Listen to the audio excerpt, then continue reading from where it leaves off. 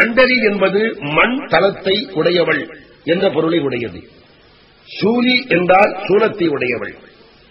வராகி என்றால் வராகத் தொடர்பு உடையவள். ஆகவே வேதங்கள் இப்பேற்பட்ட நாமங்களை எல்லாம் அபிராமிக்கு கூறுகின்றன.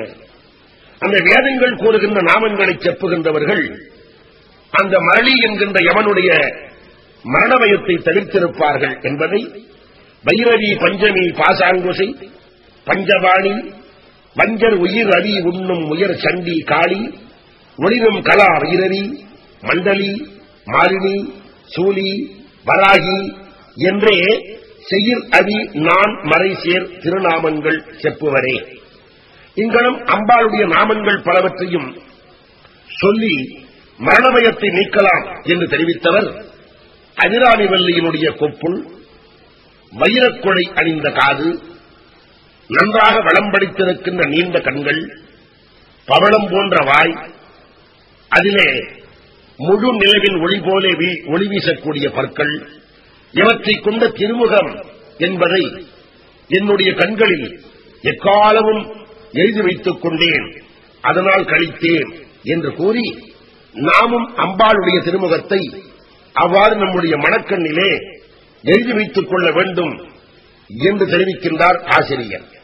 செப்பும் கனக கலசமும் போலும் திருமுலை மேல் அப்பும் களப அபிராமவல்லி அணி தரள கொப்பும் வைரக்குடையும் விடியின் கொழுங்கடையும் துப்பும் நிலவும் எழுதி வைத்தேன் என் துணை வழிக்கே.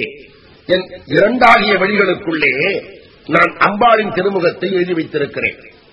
செப்புக்கள் போல் அமைந்திருக்கின்ற மார்பகங்கள் இரண்டையும், அதன் மேலே பூசியிருக்கின்ற சந்தனத்தையும், செப்பும் கனக கலசமும் போலும் திருமலை மேல் அப்பும் களமும், அவள் தன்னுடைய மார்பிலே அணிந்திருக்கின்ற முத்துரடம் அபிராமவல்லி அணி தரளம், அவளுடைய கொப்பு வைரக்குழை காதிலே போட்டிருக்கின்ற வைரத்தினால் ஆன கொடைகள், விழியின் கொழுங்கடை காதளவும் நீண்டிருக்கின்ற அங்கையற்கண்ணியாக வழங்கக்கூடிய நீண்ட வெடிகள், துப்பும் நிலவும் பவளமும் பற்களும் ஆகிய இரண்டையும் இங்கே துப்பும் நிலவும் என்று குறிப்பிட்டார். துப்பு என்பது பவளம், நிலவு என்பது பற்கள். அவளுடைய வாய் செம்மையாக இருப்பதால் துப்பு பவளம் போல் இருக்கிறது, பற்கள் வெண்மையாக இருப்பதால் நிலவு போல இருக்கிறது. துப்பும் நிலவும் எழுதி வைத்தேன் என் துணை வழிக்கே. இரண்டு வழிகளிலும் அவளுடைய திருமுகங்கள் இருக்குமாறு நான் எழுதி வைத்துக் கொண்டேன் என்று தெரிவித்தார். இவ்வாறு அம்பாள் திருமுகத்தை எழுதி வைத்துக் கொண்டவர் இனி தன்னுடைய வாழ்க்கையிலேயும் பாதுகாப்பாக இருக்க வேண்டும், தீயவர்கள் பக்கம் சார்ந்துவிடக்கூடாது. அம்மையினுடைய திருமுகத்தை எழுதி வைத்துக் கொண்டு புறக்கண்களிலும் மனக்கண்களிலும் எண்ணிக்கொண்டு அதே நேரத்தில் தீயவர்கள் பால் பழகிக் கொண்டும் இருப்போமானால் கிடைத்த பேரு கிடைக்காமல் போய்விடும் என்று நமக்கு எச்சரிக்கின்றார். விழிக்கே அருள் உண்டு அபிராமவல்லிக்கு வேதம் சொன்ன வழிக்கே வழிபட நெஞ்சு உண்டு எமக்கு. அவ்வழி கிடக்க பழிக்கே சுழன்று நம் பாவங்களே செய்து பாழ் நரக குழிக்கே அழுந்தும் கயவர்த்தம்மோடு என்ன கூட்டியினியே.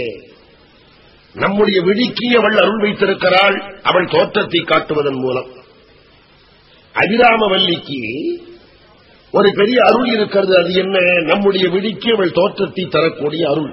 விழிக்கே அருள் உண்டு அபிராமவல்லிக்கு.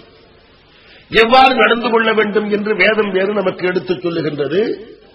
நம்முடைய நெஞ்சும் அதனை புரிந்து கொண்டிருக்கிறது. வேதம் சொன்ன வழிக்கே வழிபட நெஞ்சு உண்டு எமக்கு.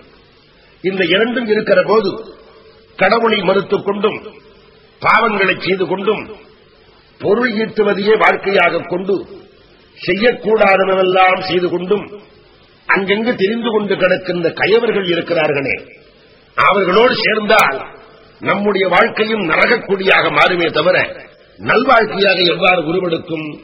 ஆகவே அத்தகைய நரகக்குடிக்கு உறவாய தீயவர்களினுடைய கூட்டை முற்றிலும் மறுத்துவிட வேண்டும் என்பதை நமக்கு இரண்டு கண்களிலே அம்பாளுடைய உருவம் தெரிந்து கொள்ளுகின்ற ஒரு வாய்ப்பு, இரண்டாவது வேதம் சொன்ன முறைப்படி அவளை வணங்குகின்ற வாய்ப்பு, இரண்டும் நமக்கு கிடைத்திருக்கிறது.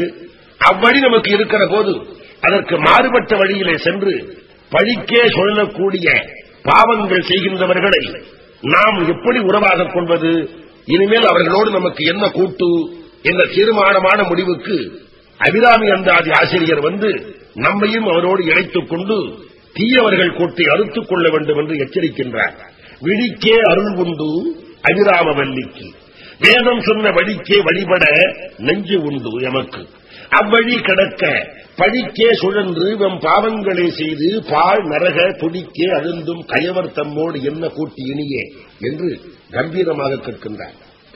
அபிராமி அன்னையினுடைய அருள் நம்முடைய கண்களிலேயும் நம்முடைய நெஞ்சிலேயும் எந்த காலத்திலும் வந்து இருப்பதால் தீயவர்களோடு தொடர்பு கொள்ளக்கூடாது என்று தெரிவித்தவர் அடுத்த பாட்டில் அபிராமி தேவி தானே வலிய வந்து எத்துணையும் மற்ற நம்மை பலதரத்தாலும் ஆட்கொண்டு அருளி வாழ வைக்கின்றார் என்பதை தன்னுடைய வாழ்க்கையின் அனுபவத்தை ஒட்டு ஆசிரியர் எடுத்துக் கூட்டுகிறார். கூட்டியவா என்னை தன் அடியரில் கொடியவினை ஓட்டியவா, என் கண் ஓடியவா, தன்னை உள்ள வண்ணம் காட்டியவா, கண்ட கண்ணும் மனமும் கழிக்கின்றவா, ஆட்டியா நடம் ஆடக தாமரை ஆரணங்கே. இந்த பாட்டில் ஆசிரியர் தன்னுடைய வாழ்க்கை அனுபவத்தை கூறுகின்றார் என்று எண்ண வேண்டும். உன்னுடைய மெய்யறியாளின் ஒருவனாகிய என்னை காட்டியதும் என்னுடைய இருவினைகளை ஓட்டிய தன்மையையும் பின்னடைத்து விரண்டு ஓடி வந்த தன்மையையும் தன்னை காட்டியருளியதையும் காட்டியருளிய கண்கள் கழித்த தன்மையும் இவ்வாறாக பலவாறாக நாடகமாக ஆக்கி வைத்த சிறப்பையும் என்னுடைய உள்ளம் எண்ணி வியக்கிறது என்று குறிப்பிடுகின்றார். அபிராம பட்டருடைய வரலாற்றில் சரபோஜி மன்னன் அவரை சோதித்தான். அந்த சரபோஜி மன்னன் சோதித்த காலத்திலேயே இவர் அபிராமி அந்தாதி பாடினார் என்ற கதையோடு ஒட்டி பார்க்கின்ற போது நாம் இங்கே கொடியவினை ஓட்டியவா என்பதற்கு சரபோஜி மன்னரால் நேர்ந்த தம் பிழையால் வந்த வினை என்று அவர் தனக்கு வந்த சோதனையை குறிப்பிடுவதாக கொள்வது தவறு இல்லை. எல்லோருக்கும் வாழ்க்கையிலே சோதனை ஏற்படுகிற சரபோஜி மன்னர்கள் இருக்கிறார்கள்.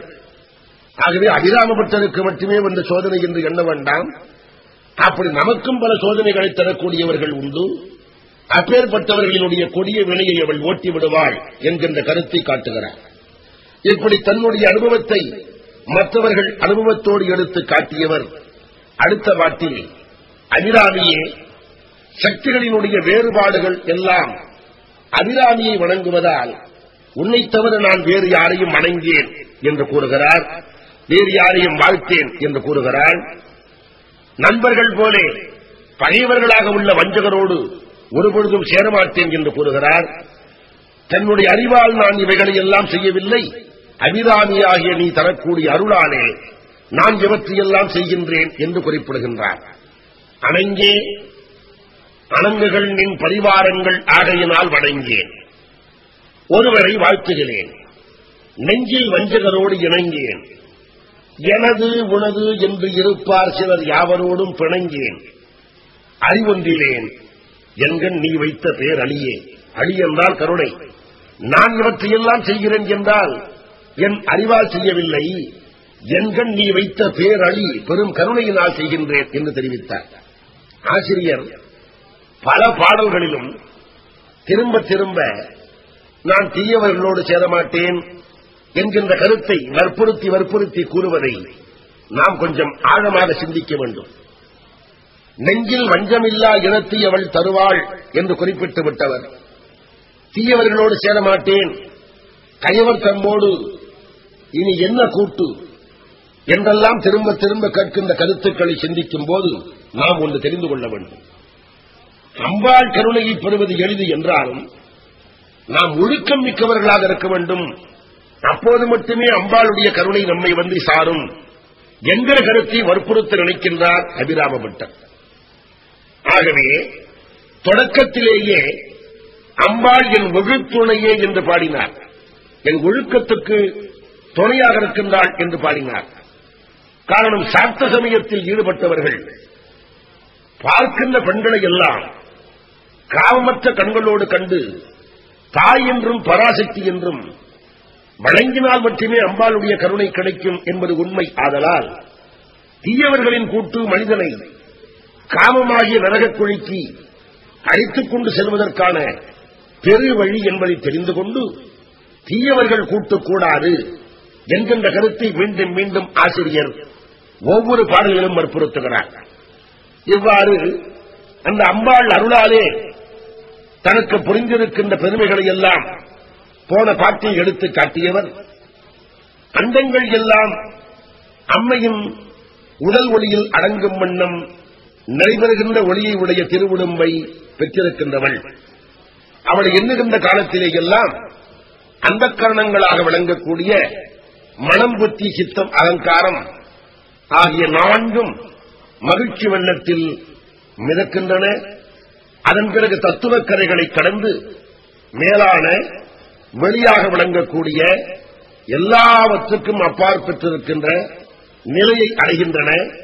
இந்த நுட்பமான தந்திரத்தை உன்னை வணங்குவதன் மூலம் நான் கற்றேன், இதை எவ்வாறு மறைப்பேன் என்று கூறுகின்றார். அழியார் கமலத்தில் ஆரணங்கே அகிலாண்டமும் நின் ஒளியாக நின்ற ஒளிர் திருமேனியை உள்ளுந்தொரும் களியாகி அந்த கரணங்கள் விம்மி கரை புரண்டு வெளியாய் விடின் எங்கனை மறைப்பேன் நின் விறகினையே. விறகு என்றால் தந்திரம்.